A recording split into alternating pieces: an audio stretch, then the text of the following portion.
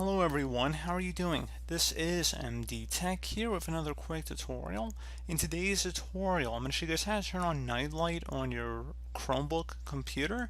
So basically, if you want to adjust the brightness settings so it dims a little bit at nighttime and you get a more soothing browsing experience, in today's tutorial, I'm going to show you guys how to do that.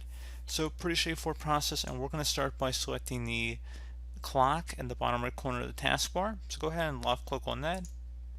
And then you want to go select the setting gear icon. So go ahead and select that. Select settings on the left side to open up the settings menu. And now go ahead and select device. Select the displays option.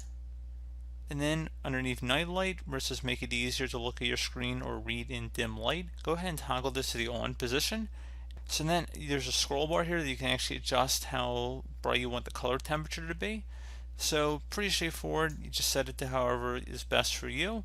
And then if you want to set it on a schedule, you can click inside the drop down here to set a specific schedule, so sunrise to sunset, or if you had a custom time you wanted to set it for, you can. So pretty straightforward process here, guys. Do hope I was able to help you out, and I do look forward to catching you all in the next tutorial. Goodbye.